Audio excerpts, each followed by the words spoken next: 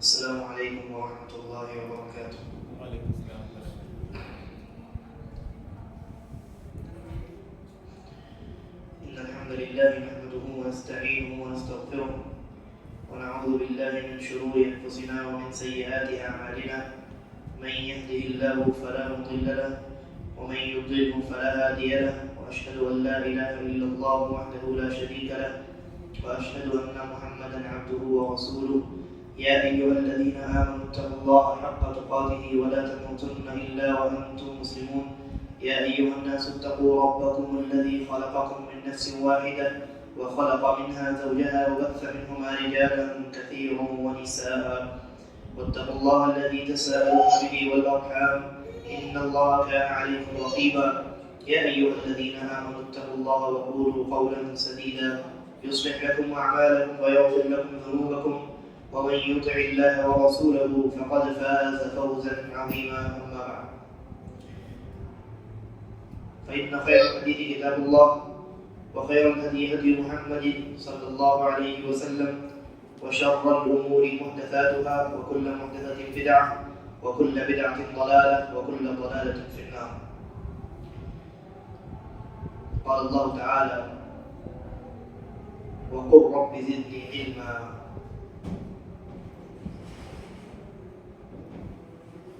تمام تعریفیں اللہ تبارک و تعالیٰ کے لیے ہیں.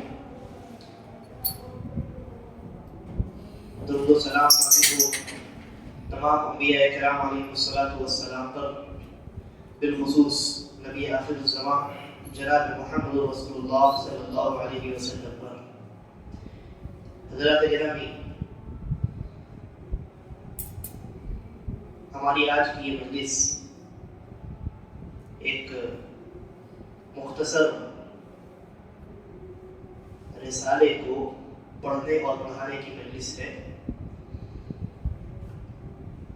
اور اس رسالے کا نام ہے الاصول الثلاثہ. اس کا اگر اردو میں ترجمہ کیا جائے تو معنی ہوتا ہے 3 اصول. یہ کتاب عقیدے سے متعلق ہے اور دین کی 3 بڑی بڑی بنیادوں کے بارے میں اس کتاب میں گفتگو کی گئی ہے دلائل کے ساتھ. اس کتاب کے مؤلف کون ہیں؟ اس کتاب کے مؤلف شیخ الاسلام العلامہ المجدد محمد ابن عبد الوہاب ابن سلیمان التمیمی رحمہ اللہ ہے. کتاب کی ابتدا سے پہلے ہمارے لیے مناسب ہے کہ ہم مؤلف کتاب یا مصنف کتاب، اس کتاب کے جو لکھنے والے ہیں، ان کے بارے میں، ان کی زندگی کے بارے میں مختصر ایک خاکہ اپنے ذہن میں رکھیں. ان کی پیدائش کب ہوئی اور ان کی زندگی کیسے گزری، اور یہ کس پائے کے عالم ہیں، ان کی شخصیت کیسی ہے، تو ہمیں اس کتاب کو پڑھنے میں بہت زیادہ آسانی ہوگی. اس لیے کہ ان کی زندگی کو جاننے کے بعد اس کتاب کو لکھنے کا مقصد ہمیں معلوم ہوگا. لہذا مختصر انداز میں، بہت زیادہ مختصر انداز میں مؤلف کتاب کا تعارف آپ کے سامنے پیش کرتا ہوں. مؤلف کتاب کا نام محمد ہے اور آپ کے والد کا نام عبد الوہاب ہے. گویا آپ کا نام کیا ہوا؟ محمد ابن عبد الوہاب، اور آپ کے دادا کا نام سلیمان ہے. تو کم از کم ہم دادا تک تو پہنچ ہی سکتے ہیں. اس سے اوپر اور جائیں تو نام یاد رکھنے میں دشواری ہو سکتی ہے، لیکن 3 نام ہم یاد رکھ سکتے ہیں: محمد ابن عبد الوہاب ابن سلیمان، اور اخیر میں التمیمی. التمیمی یہ قبیلہ ہے ایک، بنو تمیم. تو بنو تمیم سے تعلق رکھنے والا جو فرد ہوتا ہے اسے ہم التمیمی کہتے ہیں. اور احادیث کے اندر قبیلہ بنو تمیم کے تعلق سے بعض فضائل کا تذکرہ بھی آیا ہے. خیر اس تفصیل میں ہم نہیں جائیں گے. تو شیخ کا نام کیا ہے؟ محمد ابن عبد الوہاب ابن سلیمان التمیمی رحمہ اللہ. آپ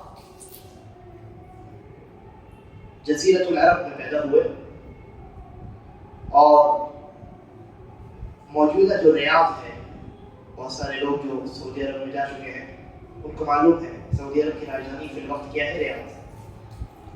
جو موجودہ ریاض ہے اس سے تقریباً 100 کلومیٹر کی دوری پر ایک جگہ ہے جس کا نام ہے عیینہ.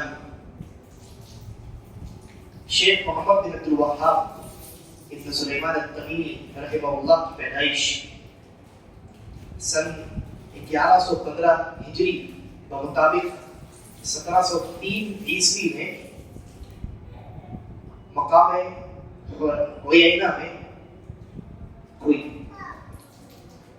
اور وہاں آپ نے شعور حاصل کرنے کے بعد قرآن مجید کو سب سے پہلے حفظ کرنا شروع کیا مقام عیینہ میں. اور آپ کا جو خاندان ہے، آپ کے والد اور آپ کے دادا، یہ سب کے سب علماء اور فضلاء ہیں. یعنی آپ کا جو خاندان ہے، آپ کا جو گھرانہ ہے، جس گھر میں آپ کی پیدائش ہوئی، وہ علماء اور فضلاء کا گھرانہ ہے.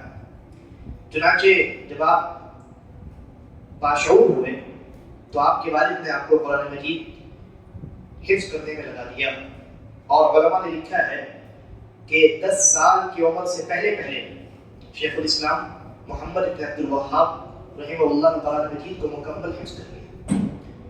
اور ان کا حافظہ بڑا زبردست قسم کا تھا، بلکہ بسا اوقات ان کے جو والد ہیں عبد الوہاب ابن سلیمان، یہ بھی ان کے حافظے سے تعجب میں اور حیرت میں پڑ جاتے تھے. اس کے بعد شیخ محمد بن عبد الوہاب رحمہ اللہ جب انہوں نے قرآن مجید کی تحفیظ مکمل کی تو ان کے جو والد ہیں وہ خود عالم ہیں اور ان کے دادا وہ بھی عالم ہیں، لہذا سب سے پہلے انہوں نے اپنے والد سے علم سیکھی. سب سے پہلے انہوں نے باضابطہ طور پہ بنیادی جو علوم ہیں وہ کہاں سے حاصل کیا؟ اپنے والد محترم شیخ عبد الوہاب ابن سلیمان رحمہ اللہ سے.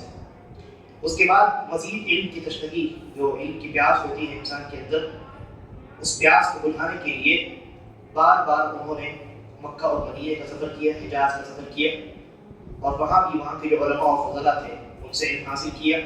مدینہ میں شیخ عبداللہ بن ابراہیم ابن سیف نجدی رحمہ اللہ، اسی طریقے پر شیخ علامہ محمد حیات السندی رحمہ اللہ، یہ بڑے پائے کے علماء. ان لوگوں سے شیخ الاسلام محمد بن عبد الوہاب رحمہ اللہ نے مختلف علوم و فنون کا حاصل کیا. پھر اس کے بعد شیخ نے بصرہ کا رخ بھی کیا، وہاں کے جو علماء و فضلاء تھے ان سے بھی انہوں نے علم حاصل کیا. اور اس درمیان ان کے والد جو ہیں عیینہ میں قاضی تھے، تو ان کا ٹرانسفر ہو گیا، ایک دوسری جگہ ہی چلے گئے. اس جگہ کا نام ہے حریملہ. یہ بھی تقریباً یہ جو ریاض ہے اس سے 100 کلومیٹر کی دوری پر واقع ہے. تو جب یہ علم حاصل کرنے کے بعد واپس پہنچے تو واپس عیینہ پھر تشریف نہیں لے گئے، بلکہ یہ کہاں آئے؟ یہ آ گئے حریملہ، جہاں ان کے والد تھے. وہاں انہوں نے دعوت و تبلیغ کی شروعات کرنی چاہیے، لیکن لوگوں نے قتل کی دھمکیاں دی، تکلیف پہنچانے کی کوشش کی اور ان کو نقصان پہنچانے کی کوشش کی. یعنی انسان، ظاہر سی بات ہے، اس وقت اس زمانے میں جو حکومت تھی نا، وہ حکومت شرک اور بدعات میں ڈوبی ہوئی تھی، اور امت میں توحید کا مکمل طور پر بیڑا غرق ہو چکا تھا. چنانچہ انہوں نے توحید کی نشر و اشاعت شروع کی، شرک پر رد کرنا شروع کیا، اور مختلف انہوں نے کتابیں لکھی. یہ جو کتاب آپ دیکھتے ہیں کتاب التوحید جو ہے، اس کتاب کو انہوں نے بصرہ میں اپنے طالب علمی کے زمانے میں لکھا تھا، جس میں ایک مقدمہ اور تقریباً 66 ابواب ہیں. بڑی جامع کتاب ہے توحید کے بارے میں. اس کتاب کا بھی آپ کو یعنی مطالعہ کرنا چاہیے اور علماء کی سرپرستی میں اس کو پڑھنے پڑھانے کا اہتمام کرنا چاہیے. تو یہ حریملہ میں جب انہوں نے دیکھا کہ لوگ ان کی قتل پر آمادہ ہیں اور لوگوں نے یہ تہیہ کر لیا ہے کہ ان کی بات ماننی نہیں ہے، ان کو کسی طریقے سے یہاں سے ہٹا دینا ہے، نکال دینا ہے، تو ان کے والد محترم اور بعض مخلصین نے مشورہ دیا کہ آپ ایک کام کیجیے، آپ حریملہ کو چھوڑ دیجیے. انہوں نے حریملہ کو چھوڑ دیا اور وہاں سے واپس چلے گئے جہاں ان کی پیدائش ہوئی تھی. کہاں؟ عیینہ. یہ دونوں علاقے ریاض سے 1 کلومیٹر کے ریڈیس میں آتے ہیں. تو یہ چلے گئے واپس کہاں؟ عیینہ. وہاں جب پہنچے وہاں کا جو حاکم تھا اس وقت اس کا نام عثمان ابن محمد، انہوں نے اس حاکم سے ملاقات کی اور اس کے سامنے اپنی دعوت رکھی، توحید اور توحید کے دلائل بیان کیے، شرک اور شرک کی قواعد بیان کی۔ تو عثمان ابن محمد کو بات سمجھ میں آئی، اس کو سمجھ میں آیا کہ توحید کی اہمیت کیا ہے، شرک کی خطرناکی اور اس کی قواعد و شناعت کیا ہے۔ چنانچہ اس نے حضرت محمد ابن عبد الوہاب رحمہ اللہ سے یہ وعدہ کیا کہ میں آپ کی مدد کروں گا۔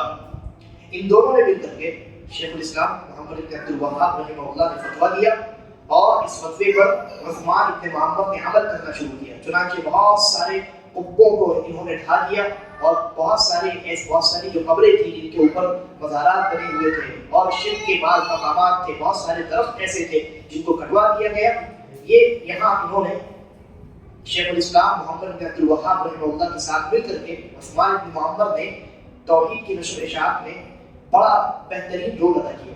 لیکن پھر ہوا یہ کہ اس کی جو حکومت تھی یہ آزاد حکومت نہیں تھی، بلکہ اس کی حکومت ایک مقام احسا، سعودی عربی میں ہے، احسا کے بادشاہ کے انڈر میں اس کی حکومت چلتی تھی۔ اس کی فوج کمزور تھی اور اس کے پاس مال و دولت کی بھی کمی تھی، اور احسا کا جو بادشاہ ہے اس کے پاس بڑی طاقتور فوج تھی، بڑا مالدار بادشاہ تھا۔ تو وہ اس بادشاہ کے انڈر یہ بادشاہ تھا، یہ حاکم تھا۔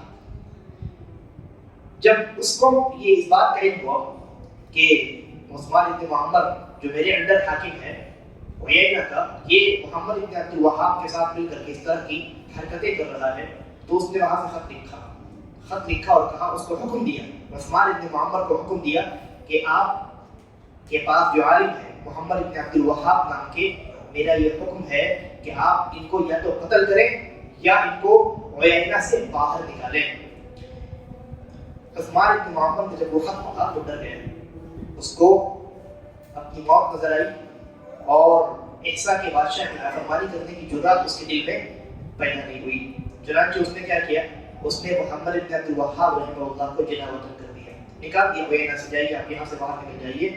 اور پیچھے ایک بعض علماء نے یہ بھی لکھا ہے کہ کسی ایک آدمی کو، فارسی آدمی کو پیچھے لگا دیا کہ جب یہ عیینہ سے باہر نکل جائیں تو ان کو قتل کر دینا، تاکہ ان کے یعنی عیینہ کے اندر اگر قتل کیا جاتا تو الزام اس کے اوپر لگتا۔ تو اس نے کہا کہ جب عیینہ سے نکل جائیں تب ان کو تم جا کر قتل کر دینا۔ لیکن اللہ رب العالمین کی یہ مرضی تھی کہ شیخ زندہ رہیں، بحفاظت رہیں اور توحید کی نشر و اشاعت کریں، شرک کی شناخت اور قواعد اور امت کے سامنے بیان کریں۔ اللہ رب العالمین نے شیخ کی حفاظت فرمائی، اللہ رب العالمین نے حفاظت فرمائی۔ شیخ عیینہ سے نکلے اور پھر شیخ نے درعیہ ایک مقام ہے، وہ بھی نجد میں، نجد ہی کا علاقہ ہے، ریاض کے آس پاس کا علاقہ ہے، تو ایک مقام ہے درعیہ میں شیخ ہجرت کر کے وہاں اپنے ایک شاگرد کے گھر پہنچے۔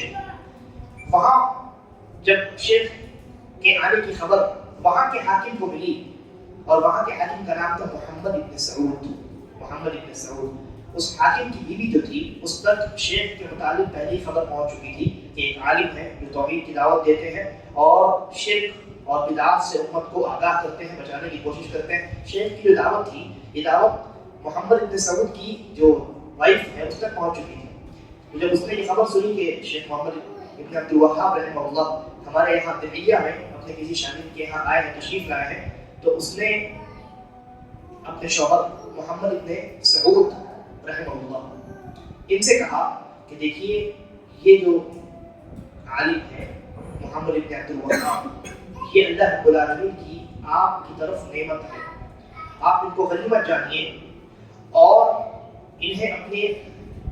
ان کے ساتھ آپ مصالحت کیجیے اور ان کی مدد کیجیے۔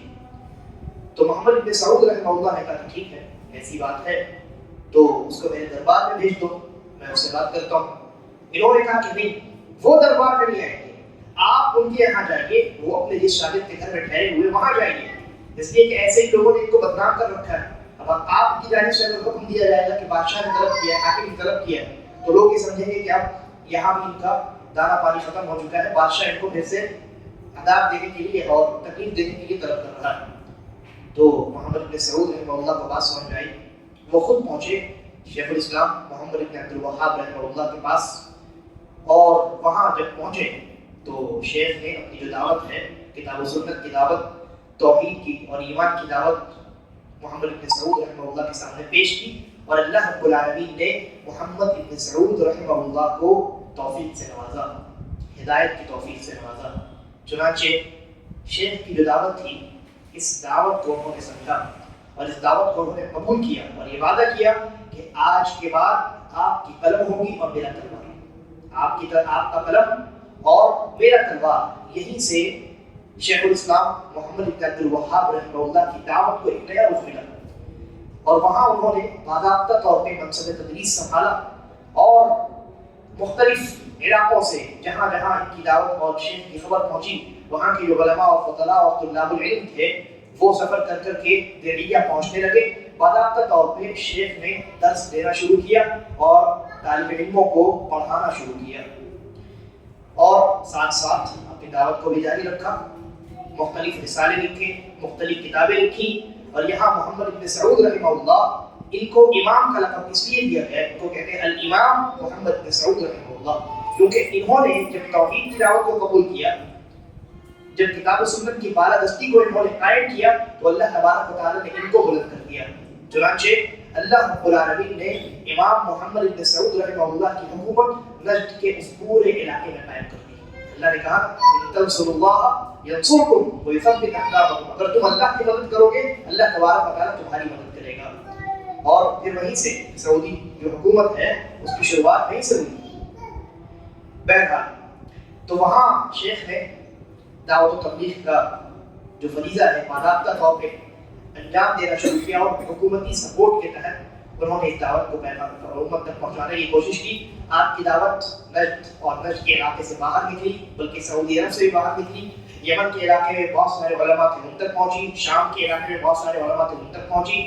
یہ وہی زمانہ تھا جس زمانے میں یمن کے علاقے میں امام محمد بن علی الشوکانی، جنہیں امام شوکانی کہا جاتا ہے، جن کی معروف ترین کتاب نیل الاوطار ہے، وہ یمن میں موجود تھے، اور شیخ الاسلام علامہ المجدد محمد بن عبد الوہاب رحمہ اللہ کے انتقال پر امام محمد بن علی الشوکانی رحمہ اللہ نے چند اشعار میں اپنے غم کا اظہار کیا تھا، وہ دعوت ان تک پہنچ چکی تھی، اور وہ دعوت بعد کے مرحلے میں ہندوستان بھی پہنچی۔ وہی دعوت جو ہے اس دعوت کا اثر بعد لوگ وہاں گئے، وہاں سے متاثر ہو کر کے پھر واپس ہندوستان آئے، تو ہندوستان میں بھی یعنی وہ لوگ متاثر ہو کر کے آئے، اور ہندوستان میں بھی اس طریقے سے ان کی دعوت پہنچی۔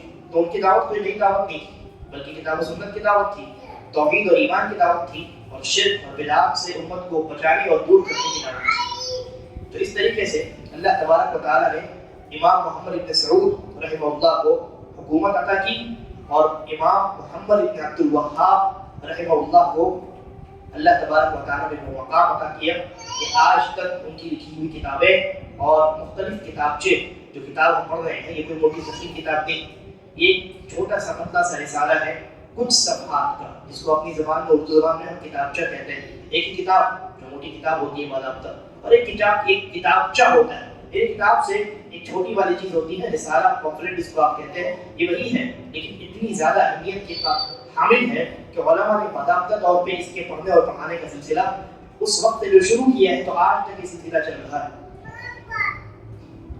یہ مختصر سا خاکہ میں نے آپ کے سامنے اس کتاب کے مؤلف کا نام کیا ہے؟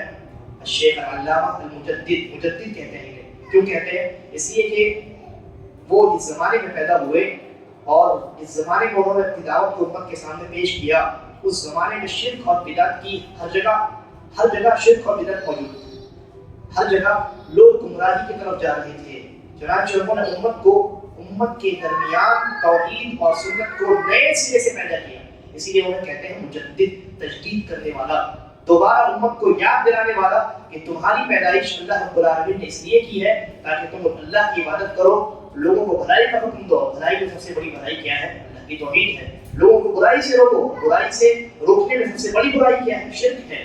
چنانچہ ہم کہتے ہیں الشیخ علامہ المجدد محمد ابن عبد الوہاب ابن سلیمان التمیمی رحمہ اللہ و رحمۃ واسعہ، ان کی یہ چھوٹی سی کتاب ہے، چھوٹا سا رسالہ ہے، الاصول الثلاثہ، الاصول الثلاثہ۔ اصول آپ جانتے ہیں، بنیادی باتیں جو ہوتی ہیں ان کو اصول کہتے ہیں، رول یا قانون کہہ لیجیے آپ، تین بنیادی قوانین الثلاثہ تین، الاصول یعنی اصول بنیادی چیزیں، تو تین بنیادی چیزوں کے بارے میں اس کتاب میں گفتگو کی جائے گی. اور وہ تین چیزیں کیا ہیں؟ آپ نے وہ احادیث سن رکھی ہیں جن میں نبی اکرم صلی اللہ علیہ وسلم نے ہمیں قبر میں ہونے والے سوالات کے بارے میں بتایا ہے. کیا سوالات ہوں گے؟ کتنے سوالات ہیں؟ تین ہے نا. کیا کیا سوالات ہیں؟ پہلا سوال اللہ رب العالمین کے بارے میں، من ربک، تمہارا رب کون ہے. دوسرا سوال ما دینک، تمہارا دین کیا ہے. اور تیسرا سوال من ھذا الرجل، یہ کون انسان ہے جو تمہاری جانب بھیجا گیا. اور اس سے مراد کون ہے؟ نبی اکرم جناب محمد رسول اللہ صلی اللہ علیہ وسلم. تو ان تینوں سوالات کی حیثیت در حقیقت اسلام میں تین بڑی بڑی بنیادوں کی ہے. انہی تین سوالات پر انہی تین سوالات کے جوابات پر انسان کے جنتی یا جہنمی ہونے کا فیصلہ ہوتا ہے. جس انسان نے ان تین سوالات کے جوابات صحیح دیے وہ انسان کامیاب اور کامران، اور جس نے ان تین سوالات کے جوابات درست نہیں دیے فیل ہو گیا. تو در حقیقت وہ آخرت کے ایگزام میں فیل ہو گیا. تو وہ جو تین سوالات ہیں کتنے اہم ہیں، ان تین سوالات میں جن باتوں کا تذکرہ ہے، جو سوالات میں جن چیزوں کو اللہ رب العالمین کی جانب سے فرشتے پوچھتے ہیں، ان تینوں چیزوں کو جاننا ہمارے لیے کتنا ضروری ہے. لہذا اس کتاب میں شیخ الاسلام محمد بن عبد الوہاب رحمہ اللہ نے انہی تینوں سوالات پر گفتگو کی ہے. انشاءاللہ ہم کتاب کو حرفاً پڑھیں گے اور اس کتابچے کو سمجھنے کی کوشش کریں گے. کتاب کو شروع کرتے ہیں. کتاب کو شیخ الاسلام محمد بن عبد الوہاب رحمہ اللہ نے اس طریقے سے شروع کیا ہے. کہا بسم اللہ الرحمن الرحیم. بسم اللہ الرحمن الرحیم اس کو کیا کہتے ہیں؟ بسملہ کہتے ہیں. یعنی بسم اللہ الرحمن الرحیم، اس کو شارٹ میں بسملہ کہتے ہیں. کتاب کی شروعات یا اس رسالے کی شروعات انہوں نے بسملہ سے کیوں کی ہے، بسم اللہ الرحمن الرحیم سے کیوں کی ہے؟ اس کی دو وجوہات ہیں. یہی کہہ لیجیے کہ ان کے سامنے دو چیزیں تھیں، انہی کی ابتدا میں انہوں نے یہ عمل اختیار کیا. پہلی چیز تو یہ کہ اللہ تبارک و تعالیٰ نے قرآن مجید میں جتنی صورتیں نازل کی ہیں ان تمام صورتوں کو شروع کیا ہے اللہ نے بسم اللہ الرحمن الرحیم سے، سوائے ایک صورت کی. یعنی 113 صورتیں جو ہیں ان کی شروعات اللہ نے بسم اللہ الرحمن الرحیم سے کی. چنانچہ شیخ الاسلام نے اللہ رب العالمین کی ابتدا کرتے ہوئے، اللہ رب العالمین کی سنت کو اختیار کرتے ہوئے اپنے اس مختصر رسالے اور کتابچے کی شروعات بھی بسم اللہ الرحمن الرحیم سے کی. اور دوسری چیز کیا ہے؟ دوسری چیز یہ ہے کہ نبی اکرم صلی اللہ علیہ وسلم نے اپنی زندگی میں جتنے خطوط لکھوائے، کیونکہ آپ تو خود لکھتے نہیں تھے خطوط، آپ ڈکٹیٹ کرواتے تھے اور ایک آدمی لکھتا تھا اس کو. تو نبی اکرم صلی اللہ علیہ وسلم نے جتنے خطوط لکھوائے، الگ الگ بادشاہوں کی جانب وہ خطوط بھیجے گئے، لیٹسٹ پیغام بھیجے گئے تھے اور اس میں اسلام کی دعوت پیش کی گئی. ان تمام خطوط کو جمع کیا گیا. حافظ ابن حجر اسقلانی رحمہ اللہ لکھتے ہیں کہ ان تمام خطوط کی ابتدا میں بسم اللہ الرحمن الرحیم کو پایا گیا. لہذا یہ نبی اکرم صلی اللہ علیہ وسلم کی سنت ہے کہ جب کوئی چیز لکھی جائے، کوئی پیغام لکھا جائے، کوئی رسالہ، کوئی لیٹر لکھا جائے تو اس کی ابتدا بسم اللہ الرحمن الرحیم سے کی جائے. لہذا شیخ نے ان دونوں سنتوں کو اپنے سامنے رکھتے ہوئے، ایک اللہ کی سنت اور ایک رسول اللہ صلی اللہ علیہ وسلم کی سنت، ان دونوں سنتوں کی ابتدا کرتے ہوئے اپنی اس کتاب کی شروعات بسم اللہ الرحمن الرحیم سے کی ہے. اور جب بات آئی ہے تو میں بتاؤں، نبی اکرم صلی اللہ علیہ وسلم کے خطوط کو جمع کیا گیا تو اس کی شروعات بسم اللہ الرحمن الرحیم سے. نبی صلی اللہ علیہ وسلم نے اپنی زندگی میں بہت سارے خطبات ارشاد فرمائے، ہے نا، صحابہ کرام کو خطاب فرمایا، خطبہ حجۃ الوداع ہے، جمعہ کے خطبے ہیں، اور بھی بہت سارے خطبے الگ الگ مقامات پر اللہ کے نبی نے صحابہ کرام کو خطاب فرمایا. تو علماء لکھتے ہیں کہ ان تمام خطبوں کو جب جمع کیا گیا تو ان تمام خطبوں کی شروعات میں نبی صلی اللہ علیہ وسلم نے اللہ رب العالمین کی حمد و ثنا بیان کی. لہذا معلوم یہ ہوا کہ جب انسان کوئی چیز لکھے تو اس کی ابتدا بسم اللہ الرحمن الرحیم سے کرنا سنت ہے، اور جب انسان کوئی چیز بیان کرے، کسی جماعت کو ایڈریس کرے، خطاب کرے، کوئی اسپیچ دے تو اس اسپیچ کی شروعات اللہ رب العالمین کی حمد و ثنا سے ہونی چاہیے. یہی سنت ہے، یہی سنت ہے. تو تو شیخ کہتے ہیں بسم اللہ الرحمن الرحیم. بسم اللہ الرحمن الرحیم کی میں مختصر شرح کر دیتا ہوں، بہت ہی مختصر، کیونکہ اس کی بھی شرح اگر کی جائے تو یعنی بہت اہم شرح. بسم اللہ الرحمن الرحیم کے معنی اور مفہوم کو سمجھنا بہت ضروری ہے. یہ معمولی بات نہیں، لیکن ہمارا جو موضوع ہے وہ موضوع یہ نہیں ہے، اس لیے میں مختصر انداز میں آپ کے سامنے کچھ باتیں رکھتا ہوں. بسم اللہ الرحمن الرحیم ترجمہ کیا ہے؟ شروع کرتا ہوں میں اللہ کے نام سے جو رحمان رحیم ہے. یہاں اللہ رب العالمین کے 3 ناموں کا تذکرہ ہے نا. پہلا کیا ہے؟ اللہ، دوسرا الرحمن، اور تیسرا الرحیم. سوال، میں سوال جواب بھی کروں گا. سوال، اللہ اس کا معنی کیا ہے؟ ہم اللہ اکبر کہتے ہیں، لا الہ الا اللہ کہتے ہیں. دن بھر میں مسلمان سینکڑوں مرتبہ اللہ لفظ اللہ کو استعمال کرتا ہے، لیکن کیا استعمال اور مفہوم جانتے ہیں؟ کیا مطلب ہے اللہ کا مطلب کیا ہے؟ بتایا جائے. غلط جواب. کوئی الہ نہیں، کوئی الہ نہیں، کوئی معبود نہیں. غلط جواب. نہیں، اللہ جو ہے یہ بنا ہے الہ سے. الالہ سے اللہ بنا ہے. الالہ کا معنی کیا ہوتا ہے؟ حقیقی معبود. تو اللہ کا معنی کیا ہوا؟ وہ ذات جو حقیقت میں عبادت کی مستحق ہے. اللہ کا معنی کیا ہوا؟ وہ ذات جو حقیقت میں عبادت کی مستحق ہے. یہ معنی ہے اللہ کا. اب آپ کو چاہیے کہ اس معنی کو یاد رکھیں، نہ بھولیں کبھی. کہتے ہیں اللہ اکبر یعنی وہ ذات سب سے بلند ہے، سب سے بڑی ہے، جس کے علاوہ کوئی عبادت کی مستحق ہے. تو یہ معنی ہوا اللہ کا. اور اللہ کے بارے میں ایک دوسری بات آپ نے جو بات کہی ہے نا، اللہ کا یہ اللہ کا صفتی نام ہے، بلکہ میں کہتا ہوں اللہ کا ذاتی نام ہے. بقیہ نام صفاتی ہے. یہ جو اللہ ہے یہ اللہ کا ذات پرسنل نیم. ایک انسان ہے جس کا نام ہے زید، ہاں وہ قاری بھی ہے، عالم بھی ہے، حافظ بھی ہے. تو قاری، عالم، حافظ ہونا یہ سب اس کے صفاتی نام ہے. ذاتی نام کیا ہے؟ زید. اللہ تبارک و تعالیٰ کا ذاتی نام، جس نام کی تابعداری یعنی جس نام کے تحت بقیہ تمام صفاتی نام آتے ہیں وہ اللہ ہے. قرآن میں اللہ نے کہا قل هو اللہ احد. مشرکین نے کہا اے نبی صلی اللہ علیہ وسلم اپنے رب کا نسب نامہ بیان کیجیے. نسب نامہ جیسے میں نے ابھی شیخ کا نسب نامہ بیان کیا، شیخ الاسلام محمد ابن عبد الوہاب ابن سلیمان، کہ وہ کس کے بیٹے ہیں، وہ کس کے بیٹے ہیں، وہ کس کے بیٹے ہیں. اس کو کہتے ہیں کیا؟ نسب نامہ. تو مشرکین نے کہا اے نبی صلی اللہ علیہ وسلم، اے محمد آپ اپنے رب کا ذرا نسب نامہ بیان کیجیے. آپ کے رب کا باپ کون ہے، اس کا باپ کون ہے، نسب نامہ، خاندان، شجرہ بیان کیجیے، فیملی ٹری. تو اللہ رب العالمین نے سورہ اخلاص نازل فرمایا. کیا فرمایا اس میں؟ اللہ نے اس سورہ اخلاص میں اپنا تعارف کروایا، اپنا انٹروڈکشن دیا. تو کیا کہا؟ قل، نبی صلی اللہ علیہ وسلم آپ کہیے هو اللہ احد. وہ اللہ ہے جس کے بارے میں تم نے پوچھا ہے، در حقیقت وہ اللہ ہے اور وہ اکیلا اور تنہا تنہا ہے. جو اکیلا اور تنہا ہو اس کی فیملی کہاں سے ہو سکتی ہے؟ پھر اس کے بعد وہ الصمد ہے اور بقیہ صفات کا تذکرہ ہوا ہے نا. تو اللہ نے اپنا تعارف اپنے اسی نام کے ذریعے سے کروایا ہے، اللہ.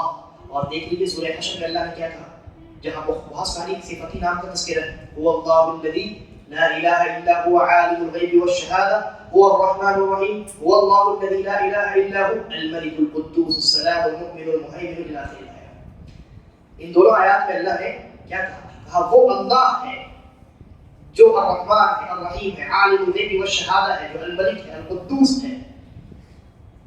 تو یہ جو بقیہ تمام نام ہے یہ اللہ کے صفاتی نام ہے. لیکن اللہ کا ذاتی نام کیا ہے؟ اللہ. اسی نام کے بقیہ تمام نام تابع ہیں. لہذا بسم اللہ الرحمن الرحیم میں اللہ یہ اللہ کا ذاتی نام ہے، اللہ کا ذاتی نام. اس کے بعد ہے الرحمن اور الرحیم. یہ دونوں اللہ کی صفتی نام ہیں، اور ان دونوں میں اللہ کی کون سی صفت ہے؟ صفت رحمت ہے. اللہ کی ان دونوں ناموں میں صفت رحمت ہے. الرحمن اور الرحیم پر بہت لمبی گفتگو کی جا سکتی ہے، میں فی الحال اس گفتگو میں نہیں جاتا ہوں، بس ایک مختصر معنی بیان کر دیتا ہوں. الرحمن کا معنی ہوتا ہے ذو الرحمت الواسعہ، یعنی وہ ذات جو بے انتہا بہت وسعت کے ساتھ رحم کرنے والی ذات ہے، اس کو ہم کہیں گے الرحمن.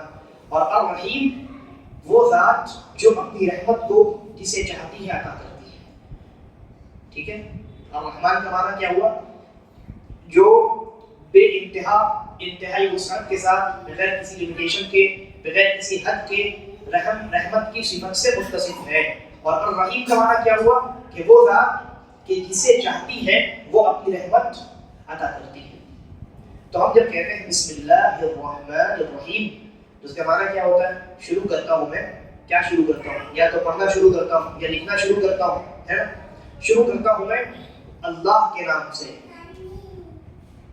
جو رحمان ہے، جو بے انتہا رحمت کی صفت سے متصف ہے، اور جو الرحیم ہے یعنی جو جسے چاہتا ہے اپنی رحمت عطا کرتا ہے. بسم اللہ الرحمن الرحیم. اس کے بعد مؤلف رحمہ اللہ کہتے ہیں اعلم رحمك اللہ انه يجب علينا تعلم اربع مسائل. کہتے ہیں جان لو، اللہ آپ پر رحم کرے کہ ہمارے اوپر 4 مسائل کا جاننا ضروری ہے. یہ اصل میں مقدمہ ہے، جس کو آپ انگلش میں پریفیس کہتے ہیں. کسی کتاب کی شروعات میں مقدمہ ہوتا ہے، وہ مقدمہ اس کتاب کو سمجھنے میں مدد دیتا ہے. تو مؤلف نے جو 3 بنیادی اصول ہیں ان کو بیان کرنے سے پہلے مقدمے کے طور پہ کچھ باتیں بیان کی. ان باتوں میں پہلے مؤلف نے 4 مسائل کا تذکرہ کیا ہے، یا آپ کہہ سکتے ہیں 4 باتوں کا تذکرہ کیا ہے جو مقدمے کے طور پہ انہوں نے بیان کی ہے. وہ 4 باتیں کیا ہیں؟ سب سے پہلی بات ہے کہتے ہیں الاولی العلم. سب سے پہلی بات ہے علم، جاننا. ہم ان 3 مسائل کو جو پڑھنے والے ہیں، 3 بنیادی اصولوں کو جو پڑھنے والے ہیں، ان 3 اصولوں کو ہمارے اوپر سب سے پہلے جاننا، ان کا علم حاصل کرنا ضروری ہے. ٹھیک ہے، العلم. اور وہ کہتے ہیں العلم کس چیز کا علم کہتے ہیں؟ ہوا وهو معرفت اللہ ومعرفت نبیہ ومعرفت دین الاسلام بالادلہ. کہتے ہیں علم سے مراد اللہ رب العالمین کی معرفت اور اللہ کے نبی صلی اللہ علیہ وسلم کی معرفت اور دین اسلام کی معرفت حاصل کرنا دلائل کے ساتھ. دلائل کے ساتھ. انہوں نے کہا کہ سب سے پہلی چیز ان تینوں اصولوں کے بارے میں یہ ہے کہ ہم ان تینوں چیزوں کے بارے میں علم حاصل کریں. اور علم حاصل کرنے کا مطلب کیا ہے؟ اللہ کی معرفت حاصل کریں، رسول اللہ صلی اللہ علیہ وسلم کی معرفت حاصل کریں، دین اسلام کی معرفت حاصل کریں. اور یہ تینوں کام دلیلوں کی بنیاد پر ہونی چاہیے. معرفت حاصل کرنے کا لفظ جو انہوں نے استعمال کیا ہے، یہ کیوں کیا ہے؟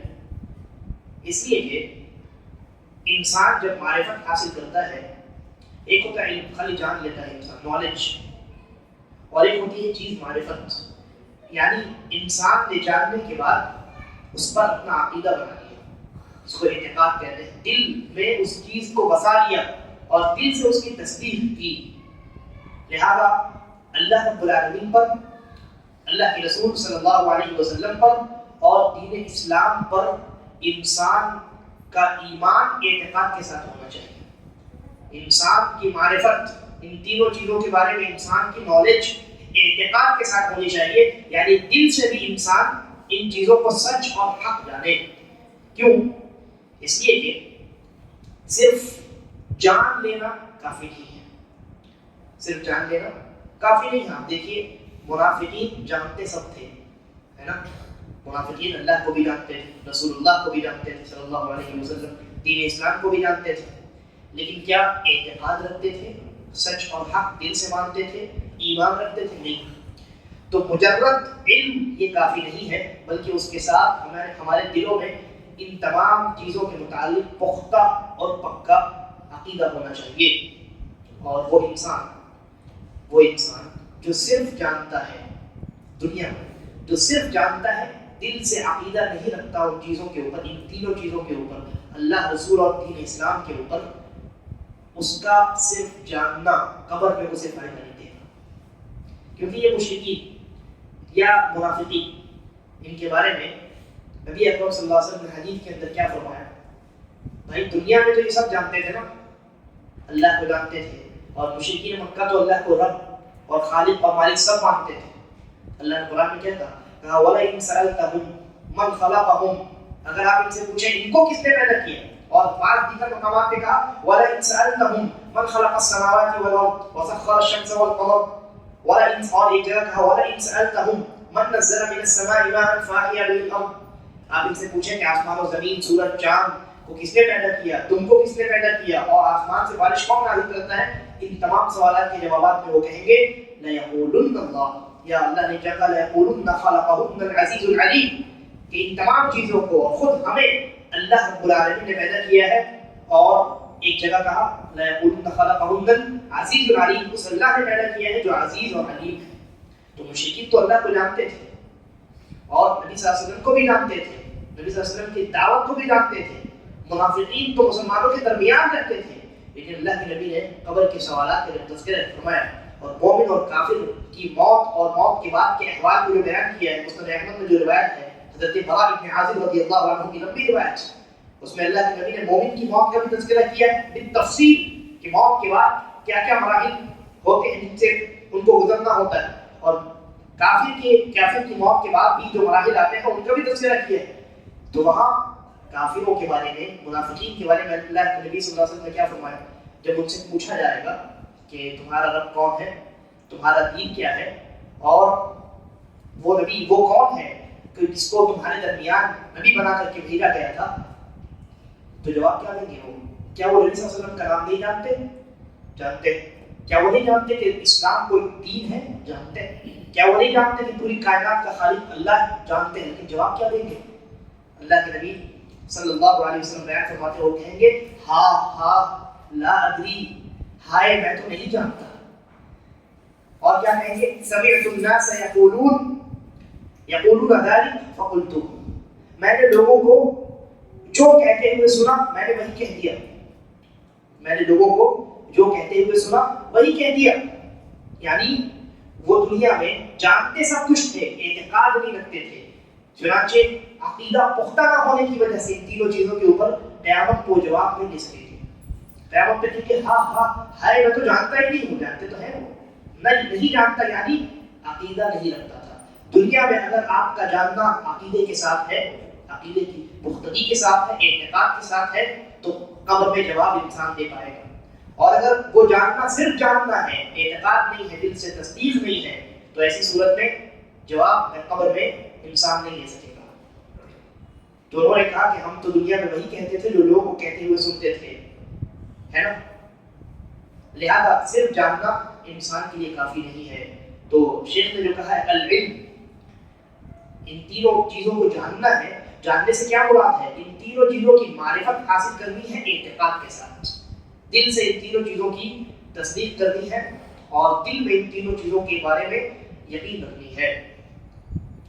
اور یہ جو تینوں چیزیں ہیں یہ دین کی بنیادی چیزیں ہیں. اور ان تینوں چیزوں کا تعلق مسائل سے نہیں ہے بلکہ عقائد سے ہے، انسان کے عقیدے سے ہے نا. نبی صلی اللہ علیہ وسلم پر ایمان لانا یہ عقیدے کا مسئلہ ہے. دین اسلام کو حق اور سچ ماننا یہ عقیدے کا مسئلہ ہے. اللہ رب العالمین پر ایمان یہ عقیدہ ہے. عقیدے کے باب میں شیخ نے کیا کہا؟ ان تینوں چیزوں کی معرفت آپ کو حاصل کرنی ہے بالادلہ، دلائل کے ساتھ. کیوں کہا؟ اس لیے کہ عقیدے کے معاملے میں تقلید حرام ہے اور اس پر اتفاق ہے، شبہ اتفاق ہے. کچھ لوگوں نے اختلاف کیا ہے لیکن جمہور علماء کا اس بات پر جمہور علماء کا اسٹینڈ یہ ہے کہ عقیدے کے معاملے میں تقلید حرام ہے، جائز نہیں ہے. عقیدے کے معاملے میں آپ تقلید نہیں کر سکتے. البتہ کسی نے اگر تقلید کرتے ہوئے صحیح عقیدہ رکھا ہے تو عقیدہ اس کا درست ہے لیکن گنہگار ہے وہ. لہذا ہمیں حکم دیا گیا ہے کہ ہم دلائل کے ساتھ دین میں جو بنیادی عقائد ہیں ان کو اختیار کریں. اور اس کتاب میں ان تینوں بنیادوں کے متعلق شیخ الاسلام محمد بن عبد الوہاب رحمہ اللہ چند دلائل کا تذکرہ بھی کرنے والے ہیں. دلائل سے کیا مراد ہے؟ شرعی دلائل. دلائل سے مراد شرعی دلائل یعنی کتاب و سنت، اللہ رب العالمین کی نشانیاں. اور نشانی میں کتاب و سنت دونوں آتی ہیں. اور اللہ کی بعض نشانیاں ایسی ہوتی ہیں جو قدرتی نشانیاں ہوتی ہیں، یعنی یہ آسمان اور یہ زمین اور یہ تمام مخلوقات، یہ تمام نشانیاں ہیں. ان تمام نشانیوں کے ساتھ ساتھ انسان کو کتاب و سنت کے دلائل بھی جاننا ضروری ہے. لہذا اللہ کی معرفت، رسول اللہ کی معرفت اور دین اسلام کی معرفت ہمیں دلائل کے ساتھ حاصل کرنی ہے. اسی بات کا ہمیں حکم دیا گیا ہے۔ اس کے بعد شیخ نے کہا دوسری چیز، پہلی بنیادی چیز تو کیا ہوئی؟ علم، اور دوسری چیز ہے العمل۔ ان تینوں چیزوں کو جاننے کے بعد اس پر عمل کرنا، عمل کرنا۔ کیونکہ اگر کسی نے علم حاصل کر لیا، علم حاصل کر لیا، عمل نہیں کیا تو اس کے اس علم کا کوئی فائدہ نہیں، بلکہ وہ علم اس انسان کے خلاف دلیل بنے گا۔ وہ علم اس انسان کے حق میں نہیں، اس انسان کے خلاف دلیل بنے گا۔ اور اگر کسی نے عمل کیا اور علم نہیں اختیار کیا، علم نہیں حاصل کیا، ڈائریکٹ عمل میں چلا گیا، شیخ نے جو اسٹیپ بائی اسٹیپ بتایا ہے نا، یہ چیزیں یہ مقصود ہیں، اس کو حکمت کے تحت اس ترتیب سے ذکر کیا گیا ہے۔ سب سے پہلے ہے علم، اس کے بعد ہے عمل، کیونکہ علم کے بعد ہی عمل کا درجہ آتا ہے، عمل کا مرحلہ آتا ہے۔ لہذا علم کے بعد انسان کا عمل کرنا ہے، اور یہ جو عمل ہوگا یہ علم کی بنیاد پر ہوگا، علم کی بنیاد پر ہوگا۔ جس طریقے سے علم بغیر عمل کے بیکار ہے، انسان کے خلاف دلیل ہے، ویسے ہی عمل علم کے بغیر بیکار ہے اور انسان کو گمراہ کرنے والا ہے۔ سورۃ الفاتحہ پڑھتے ہیں، سورۃ الفاتحہ ایک دن میں ایک مسلمان 5 وقت کا نمازی 17 مرتبہ سورۃ الفاتحہ کی تلاوت کرتا ہے، فرض نمازوں میں، سنت مؤکدہ اور نوافل کو چھوڑ دیجیے، فرض نمازوں میں 17 مرتبہ ایک مسلمان سورۃ الفاتحہ کی تلاوت کرتا ہے۔ اس میں کیا کہتا ہے؟ کہتا ہے اہدنا الصراط المستقیم، اے اللہ ہمیں صراط مستقیم کی ہدایت دے، صراط الذین انعمت علیہم، ان لوگوں کے راستے کی ہدایت دے جن لوگوں پر تو نے انعام نازل کیا، غیر المغضوب علیہم ولا الضالین، اور ان لوگوں کے راستے کی ہدایت نہ دے جن لوگوں پر تو نے غضب نازل کیا اور جو لوگ گمراہ ہو گئے، المغضوب علیہم اور الضالین۔ اللہ نے کن لوگوں پر غضب نازل کیا؟ یہودیوں پر۔ کیوں کیا؟ اس لیے کہ ان کے پاس علم تھا، عمل نہیں تھی۔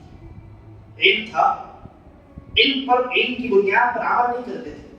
آپ دیکھیے نافرمانیاں ان کے قرآن میں بھری پڑی ہیں، انہیں سنیچر کے دن شکار کرنے سے مچھلیوں کا منع کیا گیا، لیکن معلوم ہے کہ حرام ہے، ہیلے اور بہانے بنا کر کے وہ اللہ کی نافرمانی کرتے ہیں۔ یہودیوں کے پاس علم تھا، عمل نہیں تھا، لہذا اللہ رب العالمین ان سے بہت غصہ ہوا اور ان کے اوپر اپنا غضب نازل کیا۔ اور الضالین کون لوگ ہیں؟ الضالین سے مراد نصرانی اور عیسائی حضرات ہیں۔ نبی صلی اللہ علیہ وسلم کے آنے سے پہلے نصرانی اور عیسائی حضرات جہالت کی بنیاد پر خوب عمل کرتے تھے۔